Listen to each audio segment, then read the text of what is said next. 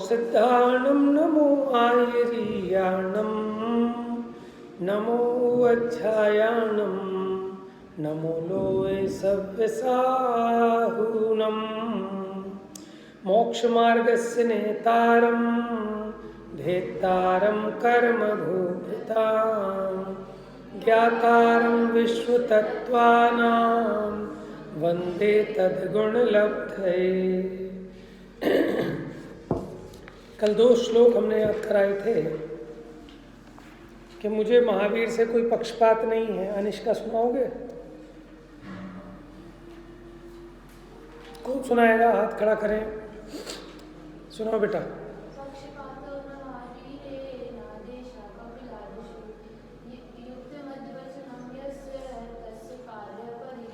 Very good. दूसरा श्लोक और याद कराया था एक, बोलो बेटा।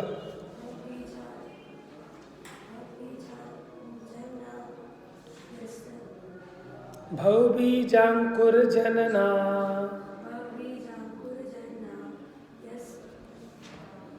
रागाद्याक्षयमुपगतः यस्य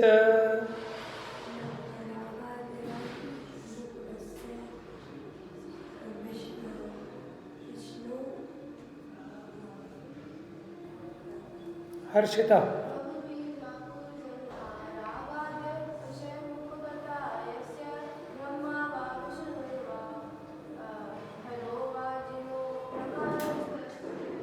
बहुत बढ़िया। थोड़ी सी गड़बड़ लास्ट में हुई। और कौन सुनाएगा इधर से? 10th class. क्या बात है बेटा, बिल्कुल नहीं। पेपर तो खत्म हो गए ना आपके। फिर बोलो बेटा अच्छे से।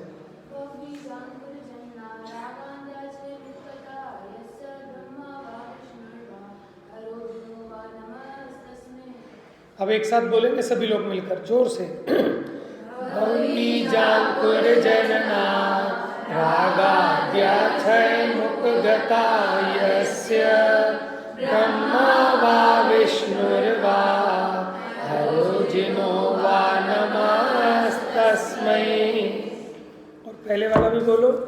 पक्षपातो न मे वीरे न द्वेषः कपिलादिषु युक्तिमद्वचनं यस्य तस्य कार्य परिग्रह।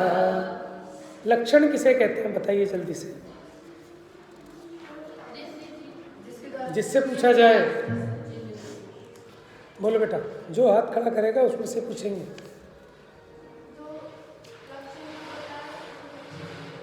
जो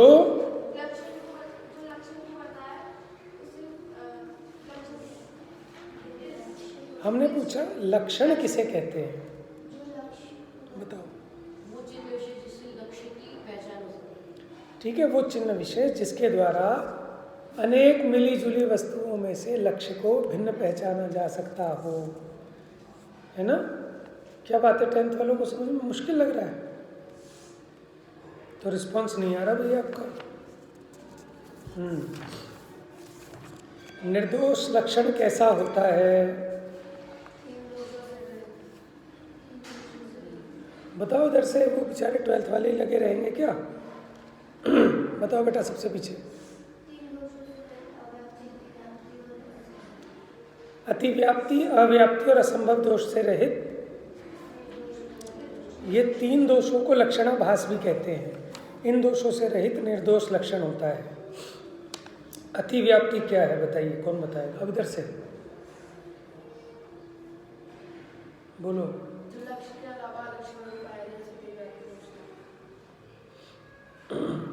जैसे हमने बोला जीव का रूप है, तो जीव के अलावा बाकी द्रव्य भी है, तो द्रव्य चूंकि वो भी रूप है। ठीक है, तो अतिव्याप्ति हो गया। आपने बुक नहीं पढ़ी है ना? जो एग्जाम्पल इसमें है, जैसे पशुत्व को गाय का लक्षण बताया।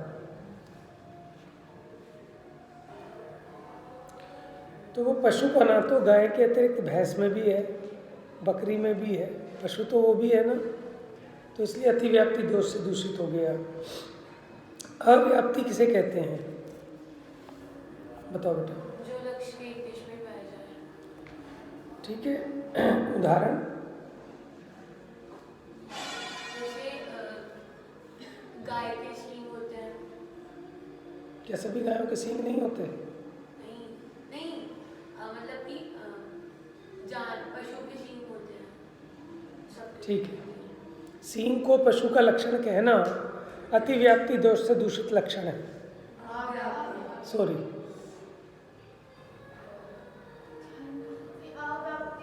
एक मिनट, सुनो सुनो सुनो। सींग को जानवर का लक्षण कहना अव्याप्ति दोष से दूषित है।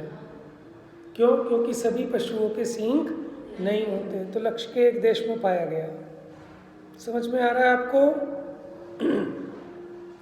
अच्छा, इसके लिए मैंने आपको एक एक सूत्र बताया था। सूत्र कौन सुनाएगा? अव्याप्ति के लिए सूत्र क्या था? ऐसे देख के थोड़ी बताना है, हाथ खड़े करोगे। हाथ खड़े कीजिए।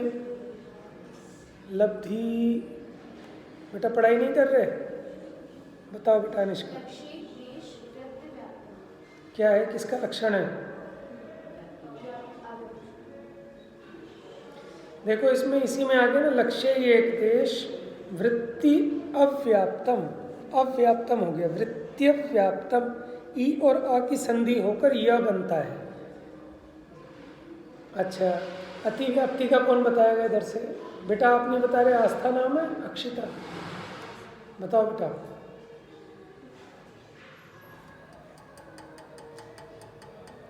वंशिका, अंशिता,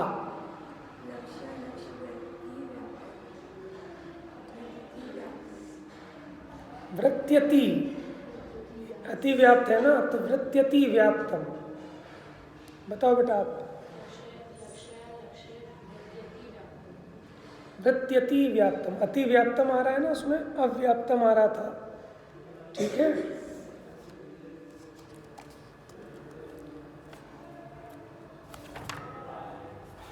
परीक्षा किसे कहते हैं?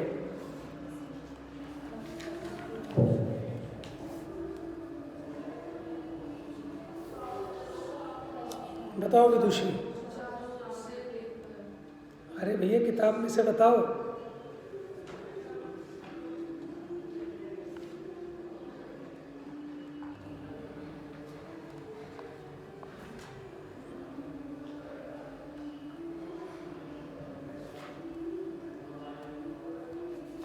बताओ।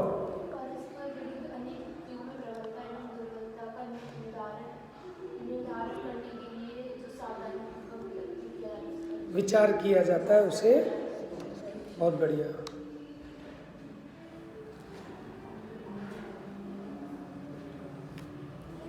चलिए आइए प्रश्न नंबर 16।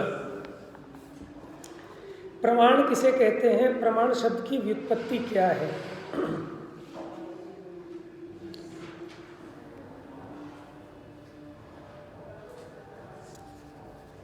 देखिए, जिसके द्वारा वस्तु तत्व को एकदम सही रूप में जाना जाता है, पहचाना जाता है, उसे प्रमाण कहते हैं। क्या कह रहे हैं? जिसके द्वारा वस्तु स्वरूप को एकदम सही रूप में, माने संशय विपर्य आदि दोषों से रहित जाना जाता है, उसे प्रमाण कहते हैं। इसका मतलब ज्ञान को ही प्रमाण कहते हैं। क्या कहा? लेकिन कैसे ज्ञान को प्रमाण कहते हैं? सम्यक ज्ञान को। तो देखिए, दो सूत्र याद रखने हैं आपको इसमें। नीचे देखिए, सबसे नीचे फुटनोट में न्याय दीपिका में क्या कहा? सम्यक ज्ञानम प्रमाणम। याद हो गया सबको? क्या बोला? ये सूत्र जरूर लिखने हैं आपने। दूसरा, परीक्षा मुक्ति में कहा स्वपूर्वार्थ व्यवसायत्मकम ज्ञानम प्रमाणम, कि ज्ञान ही प्रमाण है। लेकिन कैसा ज्ञान? स्वपूर्वार्थ व्यवसायत्मकम ज्ञानम प्रमाणम।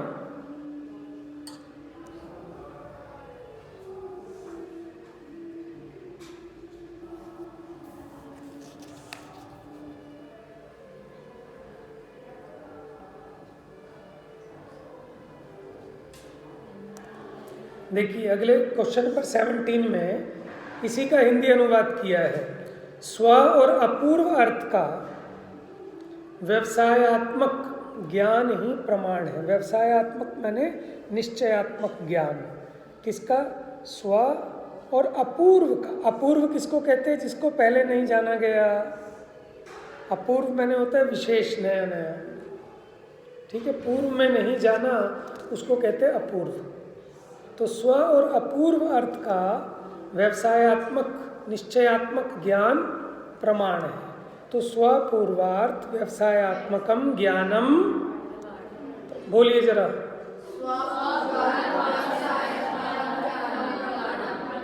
आपको ये पता होना चाहिए, परीक्षा मुख सूत्र में बताया है ये। ठीक है, और न्याय दीपिका में क्या कहा? प्रमाण की परिभाषा। अब आपकी जिम्मेदारी है आप अपने नोट्स कैसे बनाते हैं। आइए अब ये समझते हैं कि ये दो लक्षण क्यों बताए। क्या क्या?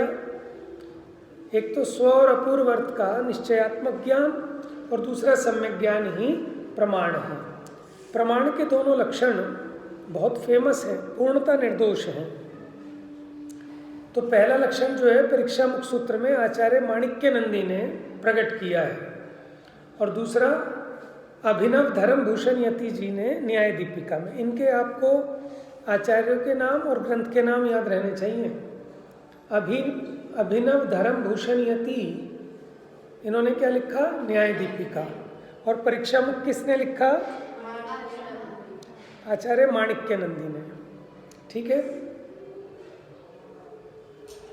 तो जो पहला लक्षण है वो परमत खंडन की विशेष विवक्षा से बनाया गया है, क्योंकि कुछ ऐसा मानते हैं कि ज्ञान पर कोई जानता है।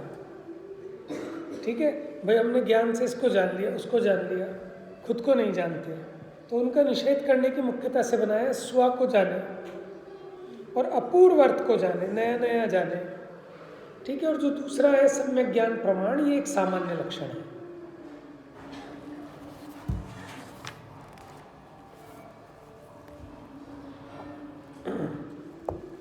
आइए 19वें पद में उसी को पूछ रहे हैं कि आपने कहा परमत खंडन के लिए बनाया गया, तो उसको स्पष्ट कर रहे हैं। अब यहाँ बता नहीं रहे, नीचे आइए 20वें प्रश्न पे देखिए। इसमें तो इन्होंने कह दिया इसका विशेष विस्तार जानने के लिए प्रमेय रत्नमाला और प्रमेय कमल मार्तंड, वो इनकी टीकाएं हैं ना, तो वहां से जानना चाहिए। नीचे आइए, तो स्वपद का प्रयोग किस लिए किया? प्रमाण के प्रथम लक्षण में मिल गया क्वेश्चन नंबर 20। प्रथम लक्षण में स्वपद का प्रयोग परोक्ष ज्ञानवादी मीमांसक, ज्ञानांतर प्रत्यक्षवादी योग, यानी आप तो इतना याद कर लो, मीमांसक, योग और सांख्यों की मान्यता का निराकरण करने के लिए किया गया है, जो ऐसा मानते हैं कि ज्ञान स्वयं को नहीं जानता है, अस्वसंवेदी होता है। पर को जानता है ये तो मानते हैं, लेकिन स्वसंवेदी को नहीं मानते। इसलिए उनका खंडन करने के लिए हमने पहला लक्षण का स्व, ठीक है ना, स्व अपूर्वार्थ। तो किस किस का? कि ऐसे जो परोक्ष ज्ञानवादी मीमांसक, ज्ञानांतर प्रत्यक्षवादी योग और अस्वसंवेदन ज्ञानवादी सांख्य, यानी कौन कौन आ गए? मीमांसक, योग और सांख्य, जो ऐसा मानते हैं कि ज्ञान स्वयं को नहीं जानता, उनका निराकरण करने के लिए इसमें क्या पद रखा? स्व।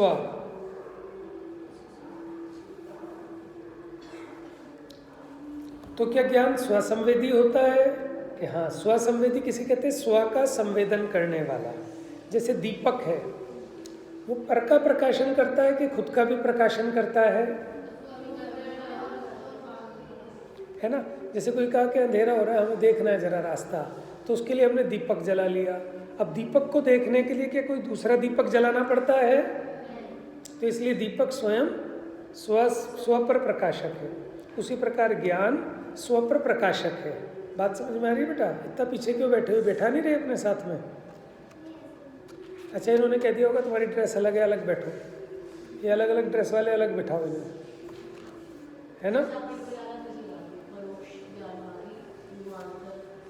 आपने नाम तो सुने होंगे ना इन दर्शनों के, मीमांसक, सांख्य, योग, ठीक है, हैं? हाँ, समय सारजी में भी आया था। परोक्ष ज्ञानवादी, प्रत्यक्ष और परोक्ष समझते हैं। तो जो प्रत्यक्ष नहीं मानते ज्ञान को, परोक्ष ही मानते हैं, माने किसी ना किसी के सहारे से ही जानता है ज्ञान, उसको कह दिया परोक्ष ज्ञानवादी। ज्ञानांतर प्रत्यक्षवादी, कि प्रत्यक्ष तो मानते हैं लेकिन ज्ञान को छोड़कर बाकी सबको प्रत्यक्ष करता है, ज्ञान को नहीं करता, तो हो गया ज्ञानांतर प्रत्यक्षवादी। और तीसरे क्या हो गए, अस्वसंवेदन, कि वो ज्ञान को नहीं जानता, ज्ञान का वेदन नहीं करता, तो ये अस्वसंवेदनवादी। ठीक है, योग का बता तो दिए, ज्ञानांतर प्रत्यक्षवादी, ये एक मत का नाम है। योग, सांख्य, जो षट दर्शन है ना, उनमें से है ये।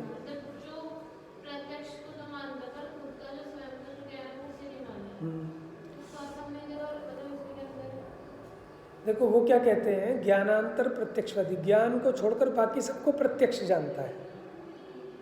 प्रत्यक्ष का मतलब क्या होता है कि बिना पर के आश्रय से।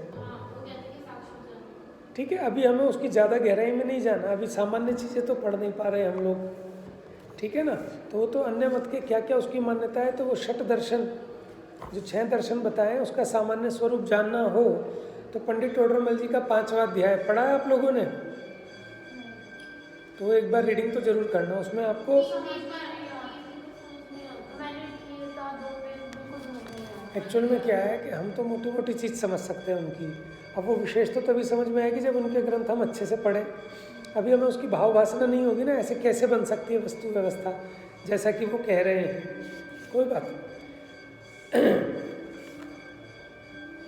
वो आप आगे के लेवल में जाके फिर गहराई से पढ़ेंगे इन मत की क्या क्या मान्यता है। अदरवाइज डॉक्टर वीर सागर जी की एक बुक है, आत्मा परमात्मा ऐसे करके है एक बुक, उसके अंदर एक विशेष चार्ट है बहुत बड़ा, उस चार्ट में सारे दर्शन, उनकी किस किस संबंध में क्या क्या मान्यता है, कर्तृत्व के संबंध में और ज्ञान के संबंध में, वो सारा पूरा चार्ट है, आप उसको देख सकते हैं। ठीक है,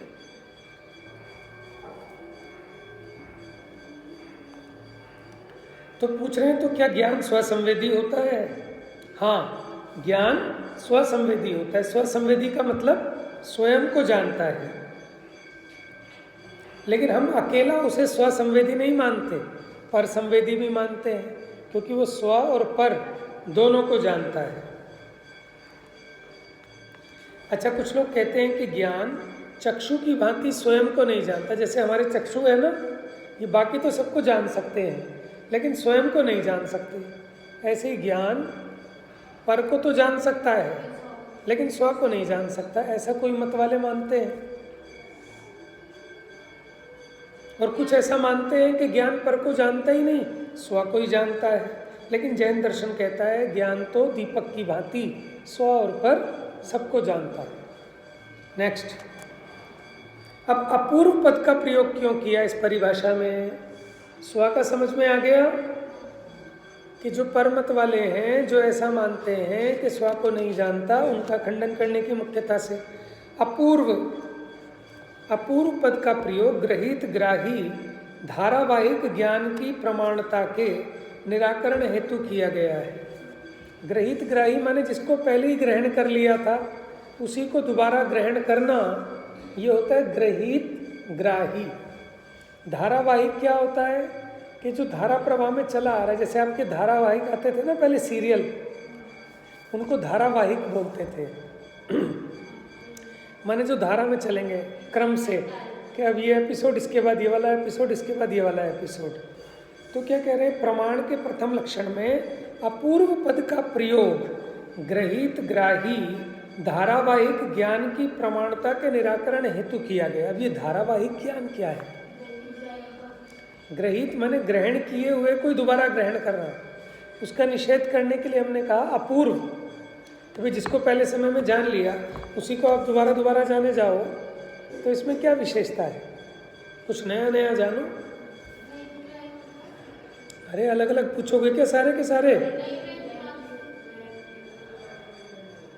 शब्द से स्पष्ट हो रहा है कि ग्रहण किए हुए कोई ग्रहण करना। धारावाहिक ज्ञान किसे कहते हैं? एक ही वस्तु में उसके अज्ञान को दूर करने वाला प्रथम ज्ञान हो जाने पर, जैसे मान लो मैंने वो पुस्तक नहीं देखी थी, अब मैंने वो पुस्तक देख ली, तो उसके संबंध में जो अज्ञान था वो तो मिट गया ना। पुनः पुनः उसी में प्रवृत्त होने वाले ज्ञान को, बार बार उसी को जानने वाला ज्ञान, वो कहलाता है धारावाहिक ज्ञान। जैसे घट को एक बार जान लिया और फिर दोबारा दोबारा ये घट है, ये घट है, इस प्रकार का ज्ञान, ये क्या है? धारावाहिक ज्ञान। हाँ, तो ग्रहित ग्राही के लिए इन्होंने धारावाहिक कहा है, माने निरंतर उसी उसी उसी उसी को ग्रहण किए जाए, ये एक ही शब्द है, ग्रहित ग्राही धारावाहिक ज्ञान।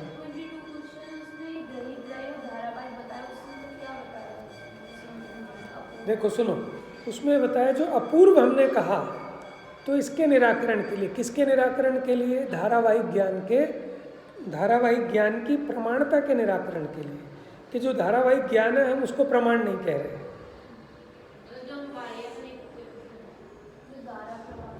धारावाहिक माने ये घट है, फिर ये घट है, फिर ये घट, अरे इसमें क्या अपूर्वता हुई? प्रमाण ज्ञान हम उसको कहेंगे कि जिससे हमारे अज्ञान का नाश हो। इसमें तो हमारे अज्ञान का नाश हो ही नहीं रहा। बात समझ रहे हैं? अभी आगे बढ़ रहे हैं धीरे धीरे इसमें। तो जो ग्रहित ग्राही है उसी का विशेषण है धारावाहिक का। धारावाहिक का मतलब क्या? कि जाने हुए कोई पुनः पुनः जानना, इसी का नाम धारावाहिक है।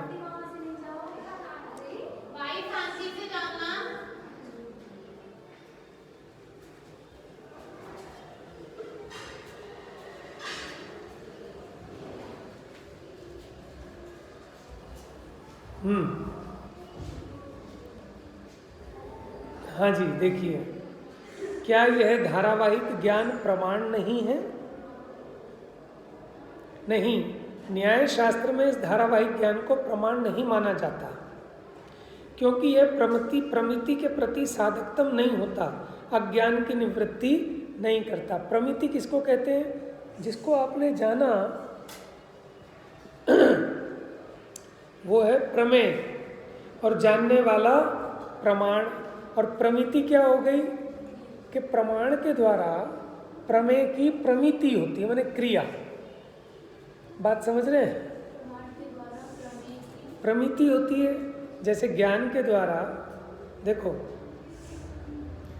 ज्ञान के द्वारा ज्ञेय की ज्ञप्ति होती है, ऐसी प्रमाण के द्वारा प्रमेय की प्रमिति होती है। बात समझ में आ रही है? सिंपल सा समझ लो, जानने की क्रिया। क्योंकि प्रमाण की बात चल रही है इसलिए हम प्रमिति कह रहे हैं। अभी जो है ना, देखो, अच्छा है, आपको ये जिज्ञासाएं उत्पन्न होनी चाहिए। जब आपको जिज्ञासा उत्पन्न होगी तभी आप सेल्फ स्टडी कर पाएंगे, ठीक है?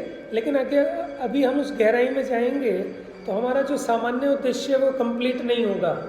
अभी तो हमें आपको प्रमाण का और नयों का सामान्य ज्ञान देना है, ठीक है? अभी थोड़ा थोड़ा आप ध्यान में रखिए, फिर फर्दर नेक्स्ट स्टेप पे जब आप आगे इससे बढ़ेंगे तब उसकी डेप्थ में जाएंगे, ठीक है?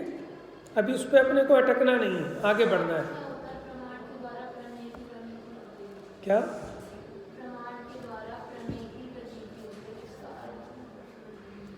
ज्ञान के द्वारा ज्ञेय की ज्ञप्ति होती है। इसका मतलब क्या समझ में आया?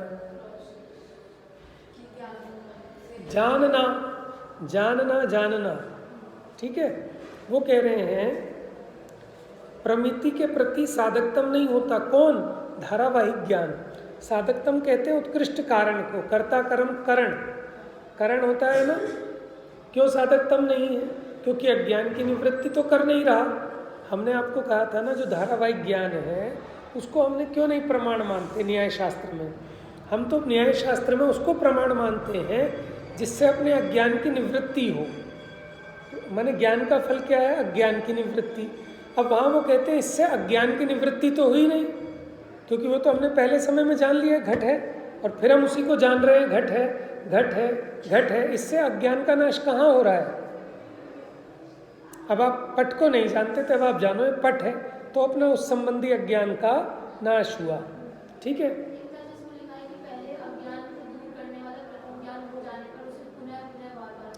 तो तो जो प्रथम समय में हुआ उस समय तो हम उसको प्रमाण मान लेंगे, उसका निषेध नहीं है। लेकिन अब जिसका पहले ही हमें ज्ञान हो चुका है, बारंबार उसी को ग्रहण किए जाने पर उसमें प्रमाण का लक्षण घटित नहीं होता। पुनः पुनः उसी उसमें आपका अज्ञान कौन सा नष्ट हुआ? मानो जो मैंने आज पढ़ा है वही मैं कल पढ़ाऊँ आपको, वही परसों पढ़ाऊँ, इसमें कौन सा ज्ञान दूर होगा आपका? ठीक है। देखो सब तरह के बच्चे होते हैं ना, तो इनके चक्कर में सामान्य लोग ज़्यादा घबराना नहीं। बहुत सरल विषय है, सरल सरल आप याद करो। मैं ये चीज़ें नहीं पूछने वाला आपसे ज्ञान परोक्षवादी क्या है, ज्ञानांतर प्रत्यक्षवादी क्या है। ठीक है, ये अच्छी बात है, जिज्ञासा होनी चाहिए। तो इसके लिए क्या पढ़ना पड़ेगा हमको? आद्योपांत, जो परीक्षा मुखादि ग्रंथ हैं वो, और उन ग्रंथों से पता नहीं चलेगा उनकी जो टीकाएँ हैं, प्रमेय रत्नमाला, प्रमेय कमल मार्तंड, ठीक है ना, तो उसके लिए थोड़ा समय चाहिए। उससे हम अपनी इस, देखो पहले तो भूख लगनी चाहिए ऐसी, ज्ञान की पिपासा जिसको होगी वही ज्ञान कर पाएगा। जिसको ज्ञान की जिज्ञासा ही नहीं है, अंदर में क्यूरियोसिटी नहीं है क्या चीज़ है क्या चीज़ है, तो वो तो मरा हुआ है व्यक्ति, ठंडा व्यक्ति, उसको क्या ज्ञान होगा? तो ये जिज्ञासा होनी चाहिए। लेकिन अब कोई अपनी उस जिज्ञासा को थोड़ा सा अपने को कंट्रोल भी करना आना चाहिए, क्योंकि उसके चक्कर में इम्पोर्टेंट चीज़ ना छूट जाए। सबसे इम्पोर्टेंट प्रॉब्लम होती है सिलेक्शन की। मान लो आपके पास कम टाइम है, 100 नंबर का पेपर है, ठीक है, टाइम कम रह गया, तो आपको सेलेक्ट करना होता है कि किसको पहले अटैम्प्ट करूं, किसको छोड़ूं। अगर आपने छोड़ना सीख लिया तो ये भी एक बहुत बड़ी विशेषता है। पढ़ाई करनी है, टाइम कम है, 2 घंटे का टाइम है, क्या क्या रिवाइज करूं, तो ये आपको अकल होनी चाहिए कि क्या नहीं छोड़ना है। इम्पोर्टेंट तो सब है, लेकिन उसमें भी मोस्ट इम्पॉर्टेंट, आप एक साड़ी खरीदने गए तो साड़ी अच्छी लगती हैं, लेडी कहती हैं कि अरे ये भी बढ़िया, अरे ये भी और भी बढ़िया, ये और भी बढ़िया, ये और भी बढ़िया है, लेकिन वहाँ आपको कला आनी चाहिए कि मैं कौन सी छोड़ूं। उसके बिना तो आप दुखी हो जाओगे, लेके भी आ जाओगे 4 साड़ी, फिर भी मन दुखी रहेगा, वो 4 तो रह गई, वो 4 भी बड़ी अच्छी थी, ठीक है ना। तो कई बार ये हमारी मजबूरी है कि हमें बहुत अच्छी अच्छी चीज़ों को भी छोड़ना पड़ता है, क्योंकि हमें अपने उद्देश्य से नहीं चूकना, ये जल्दी से पूरा भी करना है भैया, ठीक है। चलो, तो धारावाहिक ज्ञान को न्याय शास्त्रों में प्रमाण नहीं माना, क्योंकि ये प्रमिति के प्रति साधकतम नहीं होता, मतलब अज्ञान की निवृत्ति नहीं करता है। प्रमाण के प्रथम लक्षण में अर्थ का प्रयोग किस लिए? कि देखो स्व का समझ में आ गया, अपूर्व का समझ में आ गया, अब अर्थ। अर्थ माने क्या होता है? अर्थ माने होता है पदार्थ। अर्थ माने क्या होता है? वस्तु। तो वही जो विज्ञान अद्वैतवादी, पुरुष अद्वैतवादी, शून्य एकांतवादियों के निराकरण हेतु वो क्या मानते हैं? कोई तो ऐसा मानता है कि जगत में सिर्फ एक है, उसके अलावा और कोई दूसरा नहीं है। बात समझ रहे हैं? ये है ना,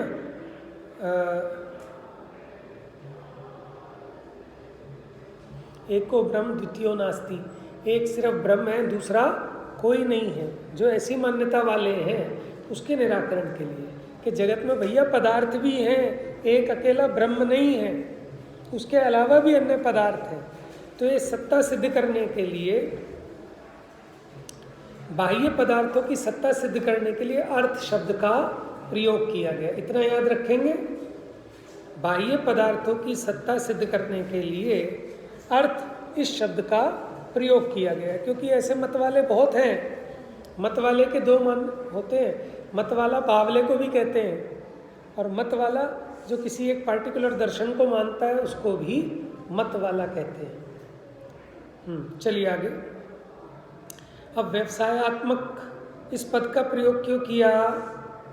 कि ये उनके निराकरण के लिए किया गया जो ज्ञान को प्रमाण मानकर भी निर्विकल्पक प्रत्यक्ष ज्ञान को ही प्रमाण मानते हैं।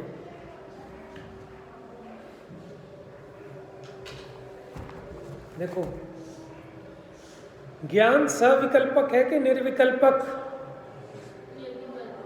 अच्छा, हाँ, बताइए, आपको पता है ज्ञान और दर्शन में यही तो अंतर है, ज्ञान सविकल्पक होता है और दर्शन निर्विकल्पक। क्या मतलब होता है कि ज्ञान में ज्ञेयों का भिन्न भिन्न आकार ज्ञान में आता है, वो हो गया सविकल्प, और दर्शन में विकल्प नहीं होते, निर्विकल्प होता है, क्योंकि वो वस्तुओं को विशेषपने नहीं जानता, सामान्य रूप से ग्रहण करता है। तो कोई मत वाले वस्तु को माने ज्ञान को सर्वथा निर्विकल्पक ही मानते हैं, तो इसलिए हमने उनका निषेध करने के लिए कहा व्यवसाय आत्मकम। व्यवसाय आत्मकम माने जानता हुआ ज्ञान, ठीक है, प्रवर्तता हुआ ज्ञान, उपयोग रूप ज्ञान, उसको प्रमाण कहा। बात समझ में आ रही? 3 विशेषण बड़े इंपॉर्टेंट, स्व, अपूर्व, अर्थ, और चौथा व्यवसायात्मक। ये विशेषण क्यों रखे? स्व के जो ऐसा मानते हैं कि पर कोई जानता है, स्व को नहीं जानता, उनके निराकरण के लिए। अपूर्व कि जो एक ही पदार्थ को बार बार जानने को प्रमाण कहते हैं, उनके निराकरण के लिए। ठीक है। तीसरा अर्थ, जो बाह्य पदार्थों की सत्ता ही नहीं मानते, उनके निराकरण के लिए। और व्यवसाय के जो ज्ञान को सर्वथा निर्विकल्पक ही मानते हैं, उनके निराकरण के लिए ये 4 विशेषण इस परिभाषा में कहे गए। इतना समझ में आ गया?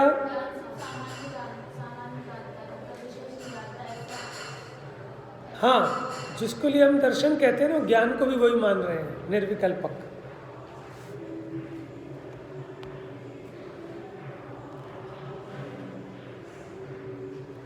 फिर देखिए दूसरा, व्यवसायात्मक पद के प्रयोग द्वारा समारोप की प्रमाणता का भी निराकरण होता है। समारोप क्या होता है? कि उसके समान लगे ऐसा आरोप आए। ठीक है, आभास। समारोप माने आभास। कैसा आभास? जैसे किसी को ऐसा आभास होता है तो कुछ वृक्ष का ठूंठ, लेकिन आभास कैसा होता है कि ये कोई पुरुष है, इसको कहते हैं समारोप। बात समझ में? अच्छा, ये सीप है कि चांदी है, ये भी समारोप हो गया। यानी संशय, विपर्य, अनध्यवसाय, इनको समारोप कहा। ठीक है। आइए क्वेश्चन नंबर 28, संशय किसे कहते हैं? अनेक विरुद्ध अनेक कोटियों को स्पर्श करने वाला ज्ञान। देखो ये सब आपका पढ़ा लिखा है, बस ये रिवीजन हो रही है। अनेक विरुद्ध कोटि को, ऐसा है कि ऐसा है, ये पुरुष है कि स्थाणु है, ये सीप है कि चांद है, ये इंसान है कि गधा है। समझ में है? ये क्या है? संशय। ऐसे 2 कोटि को स्पर्श करता हुआ ज्ञान। विपर्य होता है विपरीत एक कोटि को। मैंने संस्कृत की सूक्ति भी याद कराई थी ना इसकी, बताओगे?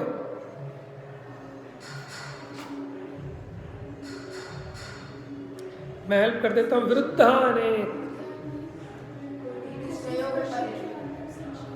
विरुद्धानेक कोटि स्पर्शी ज्ञानम संशय। विरुद्धानेक कोटि स्पर्शी ज्ञानम संशय। विरुद्ध अनेक कोटि को स्पर्श करने वाला ज्ञान संशय है। नीचे फुटनोट में लिखा है, याद जरूर कर लेना। ये कर लिया अंडरलाइन? 32 का क। दूसरा, विपरीतैक कोटि निश्चयो विपर्यय। किसमें याद कराया था मैंने? ये तत्वज्ञान विवेचिका, वो तत्वज्ञान पाठमाला में। क्या है? विपरीत एक, विपरीत और एक कोटि को निश्चय करने वाला विपर्य है। और एक और कराया था कि मिथ्यालोचन मात्र मनध्यवसाय, कि कुछ है बस, ऐसी अनिर्णय की स्थिति। न्याय दीपिका की परिभाषाएं हैं, ये भी आपको पता होना चाहिए। तीनों दोबारा पढ़े फिर एक बार। विरुद्धा अनेक कोटि स्पर्शी ज्ञानम संशय। विरुद्ध अनेक कोटि स्पर्शी ज्ञानम संशय। और विपरीतैक कोटि निश्चयो, विपरीत एक कोटि निश्चयो विपर्य। विपर्य माने विपरीत। और किमित्यालोचन मात्र मनध्यवसाय। ठीक है, मतलब कुछ है बस। इस प्रकार के अनिश्चयात्मक ज्ञान को अनध्यवसाय, जैसे चलते हुए पैर में कोई तिनका लग गया तो लगा तो कुछ होगा, कुछ छोड़ो, निर्णय नहीं किया उसका क्या है। चलिए अब अपने 30 क्वेश्चन हो गए हैं ना। टोटल कितने क्वेश्चन हैं? लगभग अराउंड 300, 267 क्वेश्चन आंसर है ना। तो 300 हिसाब से तो 10 क्लासों में पूरा हो जाना चाहिए। 30 धाम 300, सॉरी हम तो 15 ले रहे हैं ना, तो 20 क्लासेस में, ठीक है। मैक्सिमम हम ये मान के चलेंगे कि 25 क्लासेस में अपना कंप्लीट हो जाए, ठीक है। जावाणी के ज्ञान से सूझे लो कालो, सो वाणी मस्तक नम सदा देते हूँ धो।